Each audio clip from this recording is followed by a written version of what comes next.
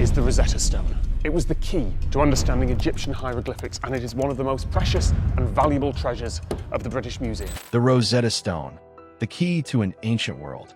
For more than 200 years, the Rosetta Stone has stood as one of the greatest archaeological discoveries of all time. The artifact that unlocked the voice of ancient Egypt. So we have this very interesting interaction between these languages. We think that the text probably originally is a Greek text because to honor the pharaoh as a god. Scholars once believed every detail about it had already been revealed. But in recent years, when cutting-edge AI technology scanned its weathered surface more deeply than the human eye could ever see, something new and unsettling came to light. What was uncovered was not just a correction of history. It was a revelation that carried a darker weight, a story written in stone that left experts questioning long-held assumptions. This is the story of a fractured monument that changed the world. A relic of politics, power, and language, born in a time of rebellion, carried across continents by war, and transformed into the key that opened a 3,000-year-old civilization. A stone unlike any other. The Rosetta Stone is not remarkable at first glance. It is a heavy, rectangular block, broken at the top, rough on the back, and scarred by centuries of handling. Yet appearances are deceiving. When it was discovered in the Egyptian town of Rosetta in 1799, and later handed over to the British in 1801, it was described simply as a black stone with 3 inscriptions. That plain description would mislead scholars for generations. When it first arrived in London, museum attendants wanted the inscriptions to stand out more clearly for curious visitors. They rubbed white chalk into the carved letters and sealed the surface with a glossy coat of carnauba wax. This made the slab appear as if it were carved from a deep black basalt. But in truth, it was not basalt at all. When conservators finally removed those coatings during a careful cleaning in 1999, the real identity of the stone was revealed for the first time since its discovery. Beneath the wax, the stone glimmered as dark gray granodiorite, its crystalline surface sparkling faintly under the light. A pink mineral vein ran across the corner, a natural signature pointing geologists to its origin. By comparing it with quarry samples from Aswan, they confirmed it had been cut from Gebel Tingar, a site known for producing stone for pharaonic monuments. The Rosetta Stone stands 3 feet 8 inches tall, 2 feet 5 inches wide, and over 11 inches thick. Its weight is immense, 760 kilograms, or 1,680 pounds. The effort it must have taken to move it from the Nile to Rosetta and later across oceans to Britain was extraordinary. The inscriptions that changed the world. What makes the Rosetta Stone extraordinary are not its dimensions, but the words carved into it. The polished front face contains the same text written in 3 different scripts. At the top, hieroglyphs, the sacred script of the temples. By the 2nd century BC, this form of writing was already ancient, reserved for religious monuments and royal decrees. In the middle, Demotic, the everyday written script of the Egyptian people under the Ptolemies, flowing in cursive, closer to their spoken tongue.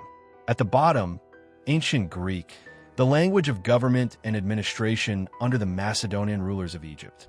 Together, these 3 scripts carried a decree issued in 196 BC in honor of King Ptolemy V Epiphanes. But the stone we see today is incomplete. The top portion with the hieroglyphs is broken away, leaving only 14 damaged lines.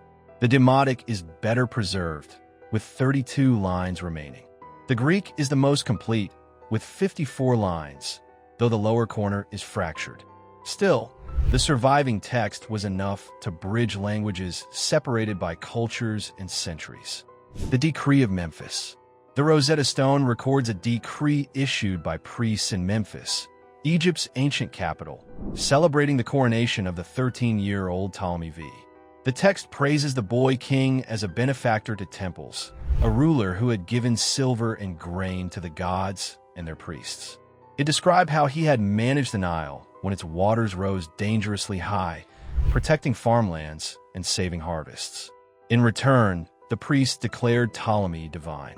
His birthday and coronation day would be celebrated with festivals each year. Statues of the king would be placed in temples, and the decree itself would be carved on a stele across Egypt, in hieroglyphs for the gods, demotic for the people, and Greek for the rulers. But behind these grand words was a kingdom in crisis. Egypt at the time was racked by rebellion. Rival kingdoms, Macedon and the Seleucid Empire, threatened its borders. Internal uprisings had spread through the south. Ptolemy's parents had died in bloody court intrigue, and regents ruled in his name until he was old enough to take power. The decree was as much propaganda as it was praise. It was meant to unite Egypt's fractured peoples under the image of a divine child king, binding priests and crown together in loyalty. Discovery in a fort wall. Fast forward nearly 2,000 years. In July 1799, French soldiers under Napoleon Bonaparte were rebuilding the defenses of Fort Julien near Rosetta when Lieutenant Pierre-François Bouchard noticed something unusual in the rubble. It was a large slab of stone, carved with strange symbols. Bouchard quickly realized its significance and sent word to Cairo. Scholars of the Institut d'Egypte, Napoleon's corps of scientists and savants, examined it. They noted the 3 scripts and suspected they carried the same text. The discovery was announced in the French expedition's newspaper, Courrier de l'Egypte. Soon, copies of the inscriptions were made using ink impressions and plaster casts. Within a year, these copies had reached Paris, giving European scholars their first glimpse of the mysterious stone. But the Rosetta Stone's fate was tied to war. When British forces defeated the French in 1801, the stone was among the spoils demanded under the capitulation of Alexandria. Despite French protests, it was shipped to England aboard the captured frigate HMS Egyptian, arriving in Portsmouth in 1802. By March of that year, it was displayed to scholars at the Society of Antiquaries in London, and soon after, it entered the British Museum, where it remains one of the most visited artifacts to this day. The long road to decipherment. For centuries, hieroglyphs had been unreadable. To the Greeks and Romans, they seemed purely decorative. Later scholars, misled by faulty texts like Horapollo's Hieroglyphica, believed they were symbolic rather than phonetic. The Rosetta Stone offered a way forward. Because Greek was a known language, scholars could use it as a starting point. In the early 1800s, Sylvestre de Sacy in France and Johann David Akerblad of Sweden identified several proper names in the Demotic script, linking them to Greek equivalents. They made progress, but Demotic proved more complex than a simple alphabet. In England, Thomas Young studied the stone. He recognized that hieroglyphs could represent sounds, not just ideas, and identified the name Ptolemy spelled out phonetically within an oval cartouche. He also noticed close connections between the hieroglyphic and demotic texts. But it was Jean-François Champollion, a brilliant linguist from Grenoble, who made the final breakthrough. Using the Rosetta Stone alongside other inscriptions, he demonstrated in 1822 that hieroglyphs were a combination of phonetic signs and ideograms. His work opened the door to reading ancient Egyptian, a script lost for more than 1,400 years. A legacy in stone. The Rosetta Stone is more than just a relic. It is a symbol of cultural survival and rediscovery. It records a fragile moment in Egyptian history, when foreign rulers and native traditions sought to coexist. It tells the story of empire, rebellion, and divine kingship. But more than that, it is the bridge that reconnected us to an ancient world. Without it, the voices of the pharaohs might have remained silent forever, their monuments mute stone giants on the desert sands. Instead, thanks to one broken slab pulled from a fort wall, we can now read their words, their prayers, their laws, and their history. The Rosetta Stone gave us back a civilization. And yet, as modern scans uncover new traces invisible to the naked eye, the stone continues to whisper secrets. Perhaps, after all this time, the story is not yet finished. Ultra. The Rosetta Stone is more than a fragment of carved rock.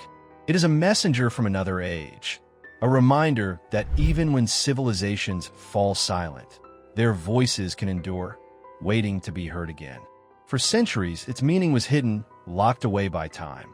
But thanks to one extraordinary discovery, the language of the pharaohs now speaks once more, echoing across thousands of years.